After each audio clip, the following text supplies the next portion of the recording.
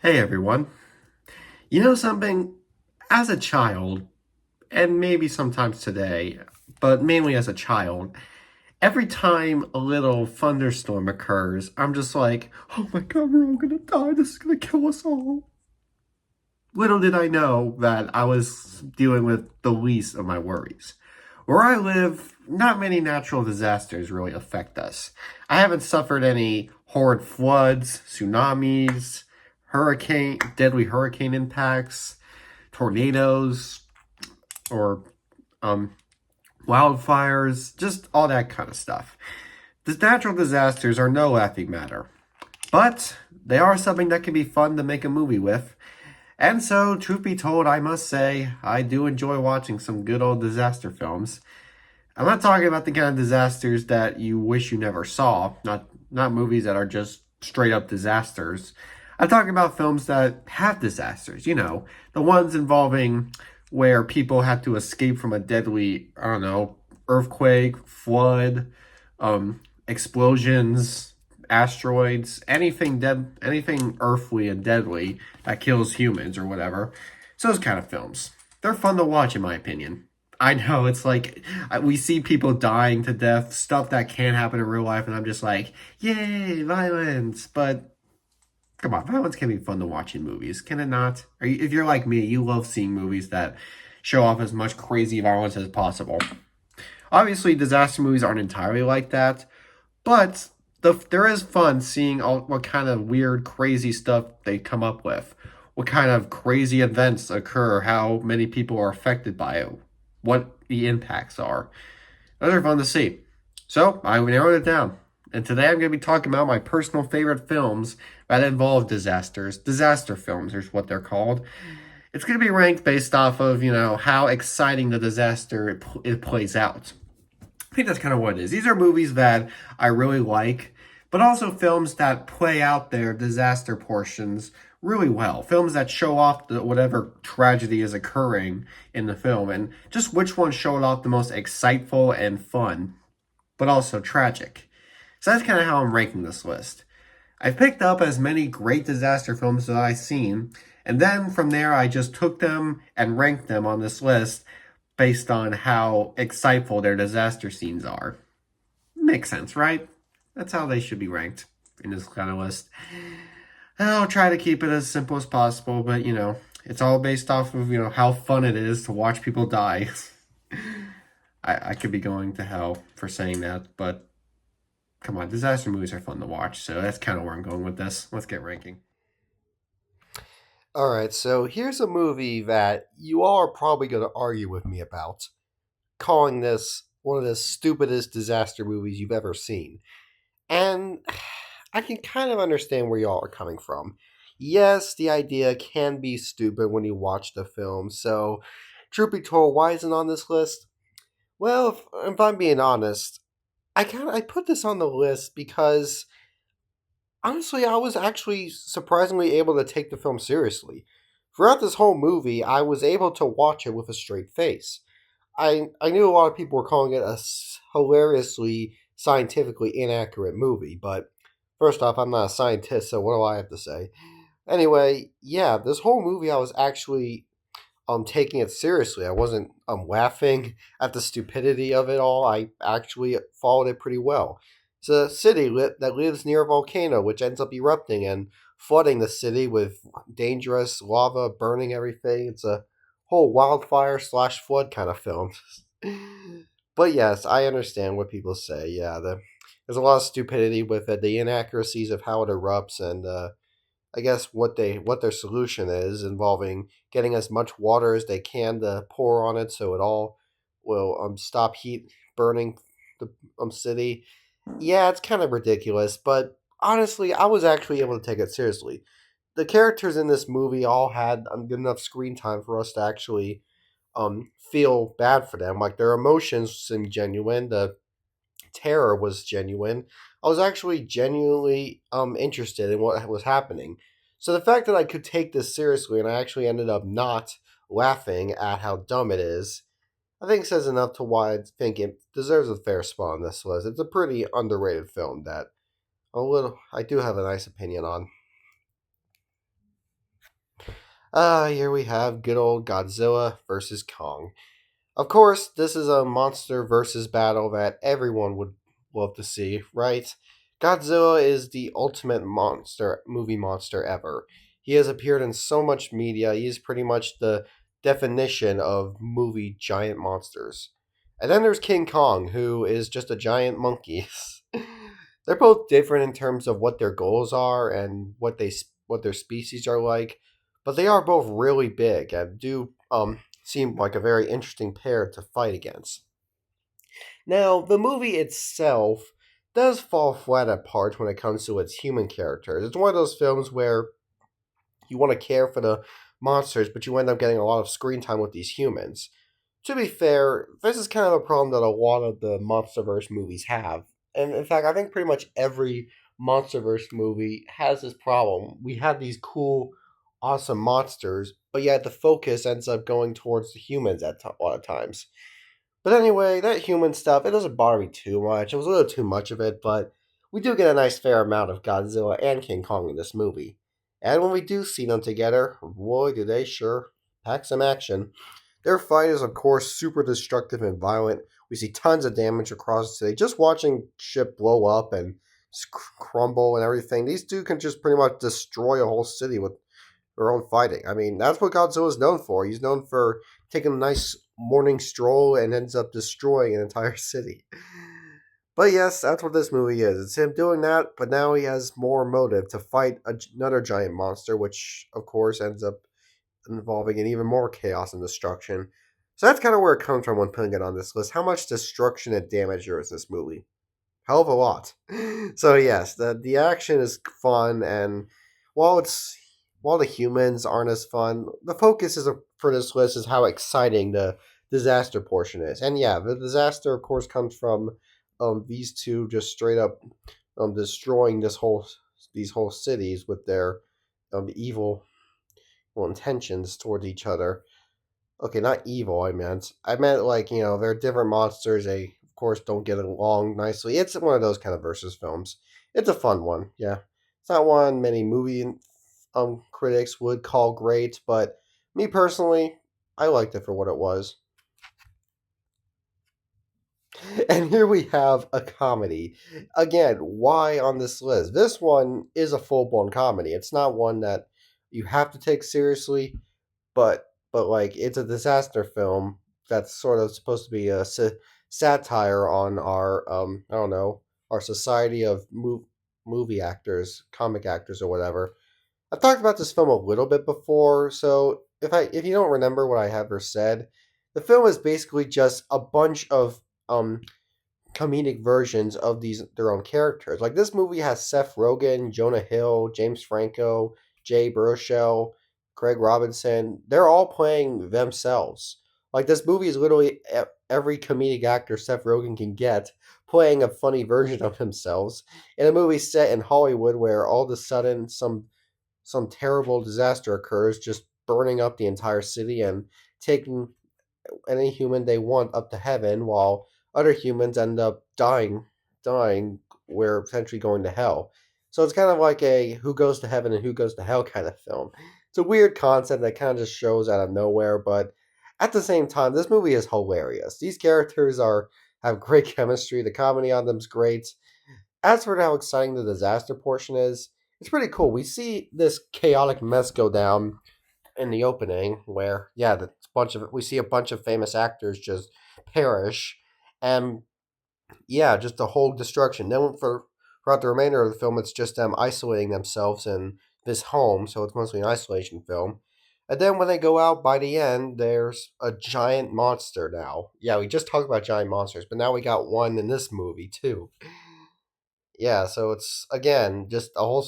Apparently, God just gave up on Earth and decided to destroy it and choose which people should go to heaven and which should go to hell. I guess that's what the film's going for.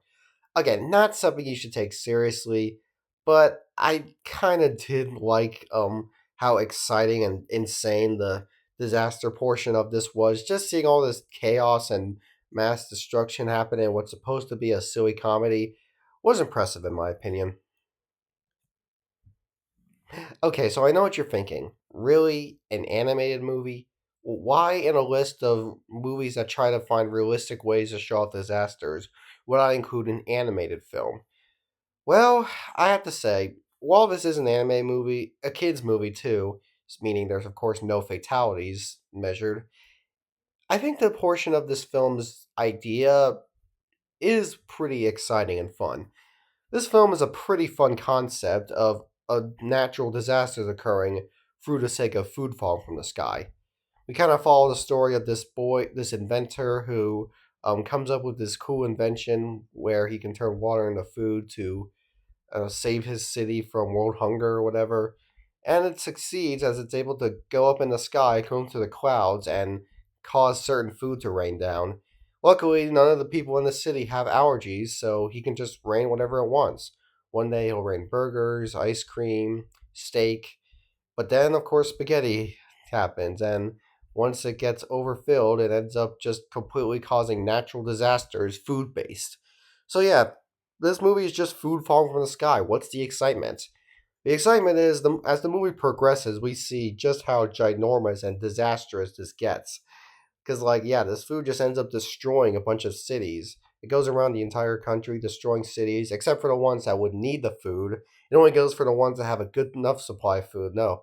Well, what about Africa? Should we get there? No, no, they're fine. Let's destroy New York. Obviously there's satire in a lot of it, but at the same time, I actually did get pretty invested with how insane this all was as a kid.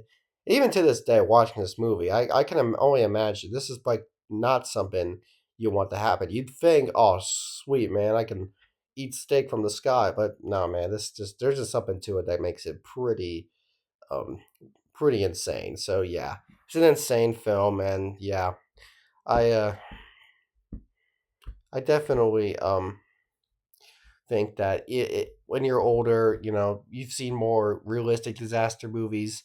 This one is still a lot of fun to watch in that case. Ah, here we have the Tom Cruise film, War of the Worlds, an alien movie. What would happen if aliens show up in these weird giant ships that are super, super loud and they just abduct as many humans as possible? So now you're in a state of terror. Will you be abducted? You have to save yourself from the dangers of the abductions. And worst of all, you got two annoying, unlikable kids to deal with. Man, that's a hard part. That's the hardest part. War of the Worlds is all that. It's a movie involving the survival of humans, Tom Cruise's character to be exact. And yeah, we just see him run around as many places as possible to try and prevent himself from being abducted by these weird aliens that show up. This movie can get a little dizzy at times. Like I said, there's these two annoying characters, these kid characters who definitely don't help make the film fun. But the movie still comes off as pretty good in my opinion. The action is great. We don't see a lot of the aliens, but when we do see them, it's pretty intense. And yeah, there's a lot of terror involved with this movie. I was surprised at how much terror this movie had. I thought it was just gonna be like, ooh, silly alien movie, because that's what Steven Spielberg likes to do. But no, he actually added terror and horror to this mess, because now we're actually seeing these aliens terrify us. They're abducting humans, they're causing destruction all across these cities, and they're making humans turn against each other. That's another thing. We see a lot of humans just straight up go against each other, like I'm not getting abducted, you are, or something like that. I don't know. It's a let's try to run from these aliens kind of film, and from that point, you think it gets old and dumb. But in my opinion, this is a really fun, enjoyable movie. It has some rough parts, but in general, I think I can safely say that I found this to be a great watch. All right, now we're up to some more alien stuff. Cloverfield, okay, it's technically not as much of an alien movie, but you can kind of get that same gist. Here we have a found footage horror movie. I mean, not horror, a found footage disaster movie. I meant. I mean, it is a found footage horror, but it's also a disaster film. Here, what we follow are these evil monsters who just randomly show up out of nowhere when this guy's just trying to throw a fun party in New York. What do? Well, for one, they destroy the Statue of Liberty's head. That's pretty rough. I mean, boy, what has the Statue of Liberty ever done to you? And then they just cause destruction all across New York City. And the whole movie is, of course, these guys still recording this, kind of trying to survive. And yeah, he's just still recording. That's one thing I kind of never got with films like this. Why are you still recording with this? I know it's a cool thing to get, but dude, it's kind of taking up too much time. Run, for God's sake. Anyway, yeah, we sort of see how a disaster goes down in a realistic way, like someone recording it on camera. I gotta say, that's a pretty fun move to watch in this film. Seeing all this crap go down in while being recorded on a simple camera. It's not one of those epically shot disaster movies. It's shot by some random kid. So yeah, I think that was pretty fun to see. It was probably a good example for this list. That one horror movie, that one disaster film that you feel like it happened in real life because the way it's filmed feels like it was a real occurrence. But of course, when you look at the monsters, you find out, okay, never mind, this didn't happen. I mean, it's still pretty cool to watch, but of course, they're CGI monsters, so once they show up, you kind of I get a little reminded that, oh, okay, yeah, this is a movie. But hey, the fact that I do have to remind myself of that is still a pretty awesome take. I mean, the movie still does a great job with that, showing off all this terror and disaster with one man filming it all. He's just like, wow, I'm gonna die. Better get this on camera. Yeah, let's get a good shot. Oh, we gotta get out of here. Hold on. I gotta get a good shot of this. Maybe I'm overthinking it, but who knows? It's still a really fun movie. Alright, now we're on to zombies. We just talked about aliens, monsters, and now let's talk about zombies. This zombie apocalypse film follows good old Brad Pitt, who has to survive from this disastrous zombie apocalypse that's of course destroying his city. Yes, there's zombies everywhere. They have to survive. They have to find out if they can cure the zombies. What will be the recovery from this? Will there be a cure found for these zombies, or will this just have to be another zombie apocalypse movie like all the others?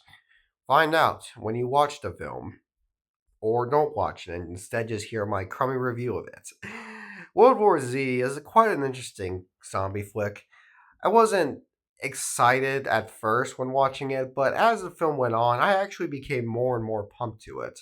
Like when we got to the part where we saw these zombies start destroying the city, like when we're first introduced to the zombies and how they're just this terror that came out of nowhere, it does make for a lot of fun moments. And the intensity of it all gets a lot stronger as the film goes on. It starts off a simple run, then we see the zombies, and then the intensity just gets higher and higher until it slows down later on to where it just ends with the results of this, like how it ends.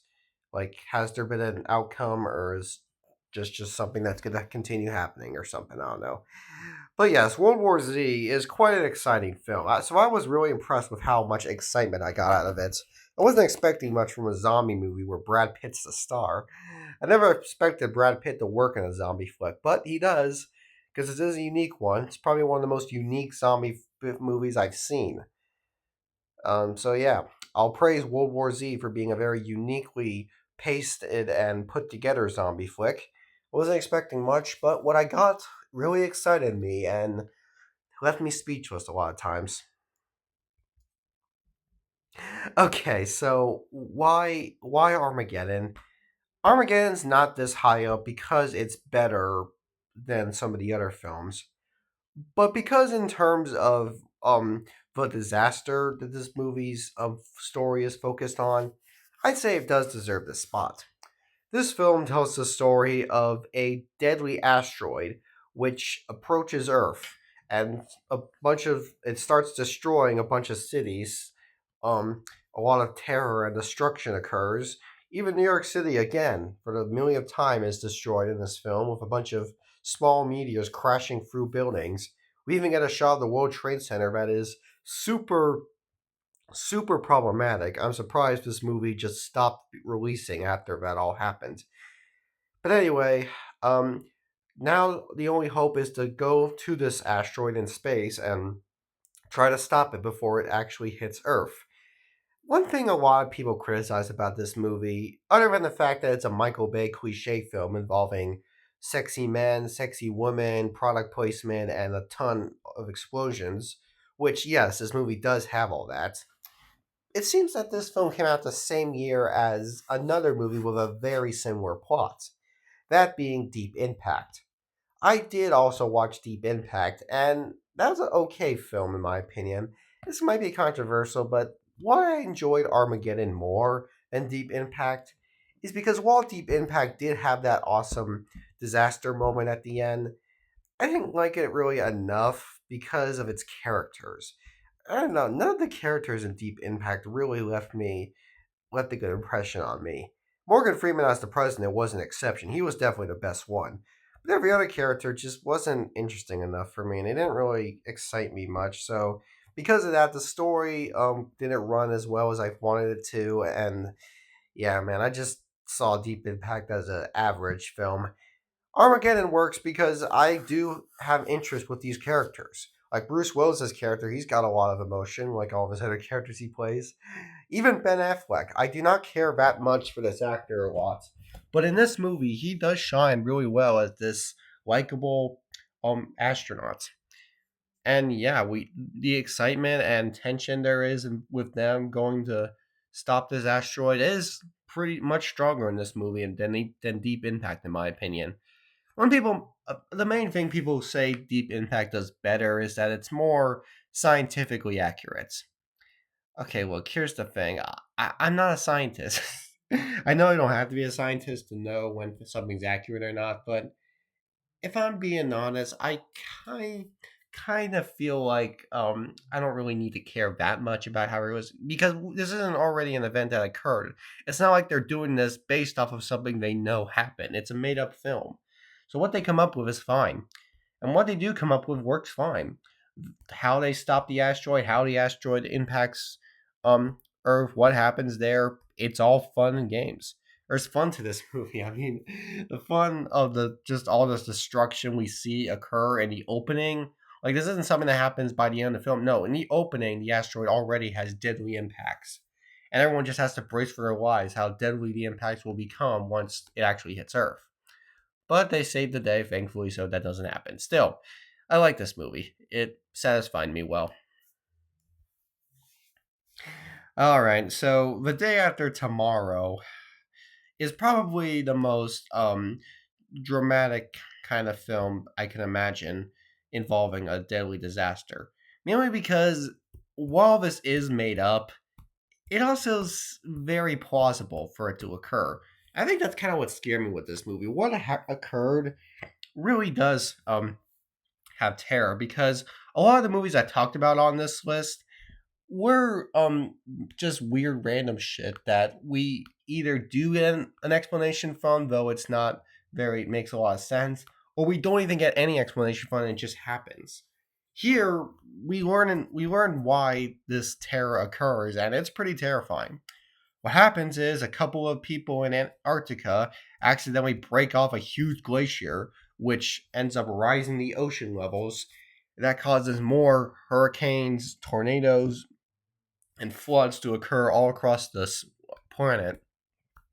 And our film follows Jake Gyllenhaal going on a field trip to New York, and it's there that this deadly flood occurs, which floods New York to a point where they have to hide in a giant library. And so, yeah, they're all just stuck in this library during this heavy flood. But it only gets worse as it then freezes over. The flood freezes over and just leaves New York City as a completely frozen wasteland.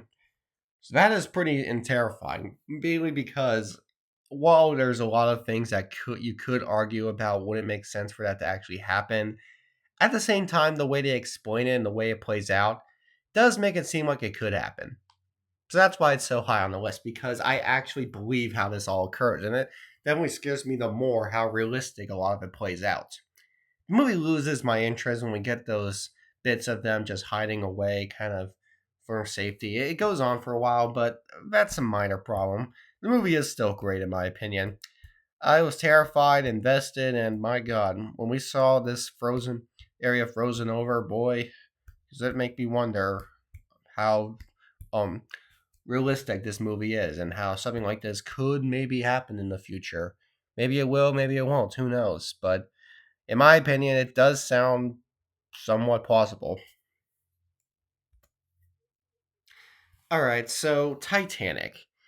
Titanic is the best movie of the bunch. So you could are you just gonna argue that I only put this at number one because it is my favorite out of all these disaster movies? It's my all time favorite film that involves a disaster. Well, it is. I think why Titanic works and all these others more than all these others is because it's a real disaster. Like this is something that actually happened. And I know there are lots of other movies out there that do that, and I have seen a bunch. But this one, in my opinion, plays it out the best. It's a simple event nowadays to remember, but man, was it something else.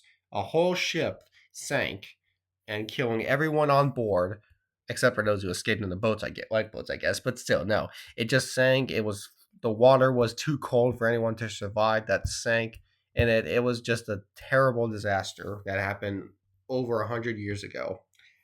But this movie actually creates more terror with it. Because again, nowadays people look back at it as a simple fail of a boat, but there was lots of fear and this terror involved with all the people on the board. Because man, a giant ship that looks so much fun to go on and has so much to it ends up sinking at a time when the water's too cold to swim in, and everyone on board has to brace for life, but only for it to just sink and then people just freeze to death. Yeah, it's a real event, and this movie plays it off amazingly. The visual appeal to the boat is awesome. They show like every area of this boat. They show how beautiful it is, how exciting it is, and yeah, it just makes seeing it sink all the more terrifying. We see how all these people really didn't want this to happen. We're introduced to a couple of douches, but those douches aren't shown to suffer as much. We're shown all the other people who aren't douches to suffer to their deaths. It's really sad because this is, of course, something that did happen. Now, granted, we're introduced to a romance couple that wasn't on the ship, but they make them likable and tolerable enough to still make this a worthy plot. It's good to have some new characters to keep the plot running instead of trying to add weird characteristics to real characters. So yeah, I love seeing that these new characters are able to keep the plot running and not ruin anything to the disaster. They don't affect the how the ship sinks or anything. No, everything still plays out the way it did. It's just these two are um, the romance couple on the ship, and the tragedy they witness only makes the tragedy of one of them dying in front of the other really hit us hard. It really hit me hard. I didn't think it would. I thought I was just gonna see it as a snore fest, but no, the film really kept me interesting. It's a real story that actually even plays out in flashback moments. Like the movie actually opens and ends in the future. Well, not the future, but the present time, with everyone looking back at the ship in a submarine, which would, of course, happen in the future in a bad way. But anyway, yeah, no, the movie is a masterpiece, in my opinion. Some would say it could be overrated, but no, in my opinion, it still holds up greatly. It's got great visuals, the story runs amazingly, and this disaster that happens is played up amazingly, despite the fact that thinking about it wouldn't be as bad. Seeing it actually play out is how I see this movie as a perfectly written disaster film.